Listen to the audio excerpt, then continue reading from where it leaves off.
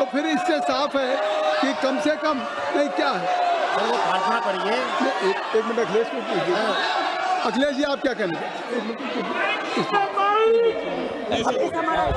सभापति जी बहुत लड़ने के बाद मुझे मौका मिल रहा है बोलने के लिए। तो समय आपको मुझे तो लग रहा था कि 3 बजे तो बहस शुरू हो जाएगी। नहीं, मैंने समय दिया। 3 बजे तो बाद 2 बजे भी कोई नहीं दिखाई दे रहा है यहाँ पर। धन्यवाद दीजिए ना कि समय। सभापति महोदय, जो सरकार FCRA ला रही है इसके खिलाफ में हम पूरे विपक्ष के लोग हैं।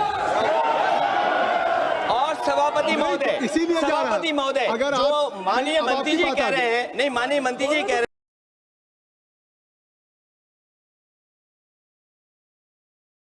बिना माइनॉरिटी के खिलाफ कौन सा बिल लेकर के आए हो आप? टीआर बालू जी, टीआर बालू जी, टीआर बालू जी, टीआर बालू जी, टीआर बालू जी, ओनली टीआर बालू जी, टीआर बालू। Suddenly bringing the bill before the House. It has to be withdrawn. The bill has to be withdrawn. I think so that's why government has referred to the judge. किरण रिजिजू जी, अब सुन लीजिए। मैं जिम्मेदारी का सब कह रहा हूँ। अगर मैं सबको अलाउ कर रहा हूँ, आपको अलाउ किया, टीआर बालू साहब को, अखिलेश यादव जी को, तो अब फिर किरण रिजिजू जी को सुनिए। मैं जिम्मेदारी का सब कहता हूँ। अखिलेश जी को मैं चुनौती देता हूँ। इस FCRA बिल का जो प्रावधान लाया है, इसमें एक भी प्रावधान ऐसा है आप दिखाइए जो कोई भी माइनॉरिटी का खिलाफ है।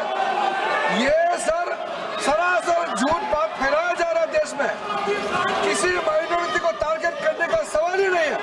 आप चाहते हैं कि विदेश का धन बिना कानून के ऐसे ही देश में ला करके मर्जी खर्चा करने का क्या?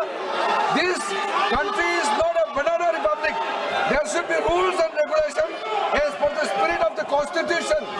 There is not a single provision in the proposed FCRA targeting any minority institutions. There is a campaign to mislead certain communities. I take full responsibility to ensure that not a single provision is against any minority community. This is for the well-being of the security of every community of India. And if any confusion, so you can discuss detailed deliberations in JPC. So already government is going to do. प्रश्न ये है कि श्री नित्यानंद राय जी द्वारा प्रस्तुत प्रस्ताव को स्वीकृत किया जाए। जो सदस्य प्रस्ताव के पक्ष में हैं वो हाँ कहें, जो सदस्य प्रस्ताव के विपक्ष में वो ना कहें।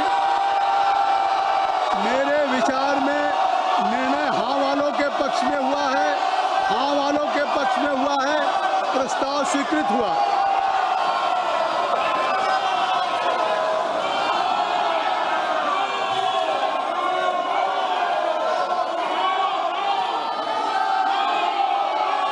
आप देखिए, अगर आपसे अनुरोध है कि आप लोग सब लोग अपनी अपनी सीट पे चले जाएं।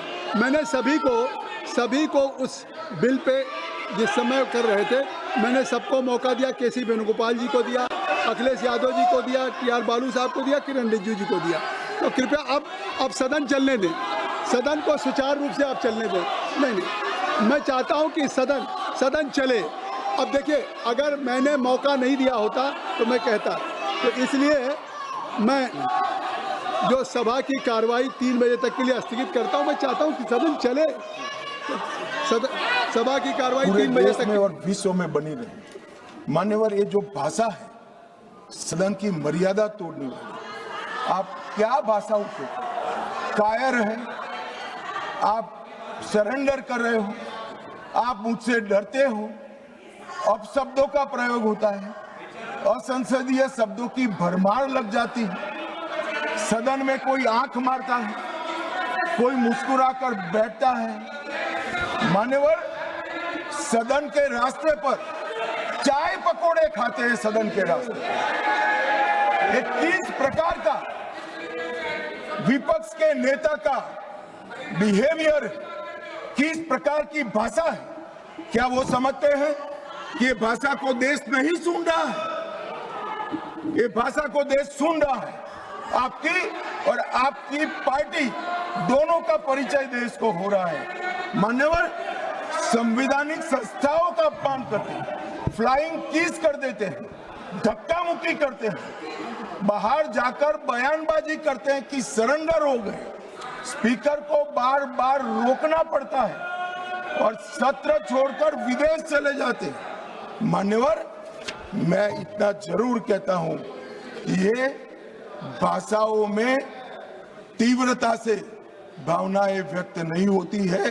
सदन में बोलने की कला आपके बहुत सारे सीनियर लोग हैं, उनसे सीख ले, और सीनियर लोग ना हो तो प्रियंका जी ही है, उनसे थोड़ा सीख ले कि सदन में कैसे बोलना चाहिए। मन बनेगा, भारतीय जनता पार्टी की सरकार इसके साथ आगे बढ़ेगी, इसमें किसी को संशय रखने। मान्यवर, उनके लिए चुनाव जीतना सर्वोपरि है, हमारे लिए राष्ट्र सर्वोपरि है और राष्ट्र की जनता सर्वोपरि। राष्ट्र की जनता का प्रतिनिधित्व और इसकी भागीदारी का हित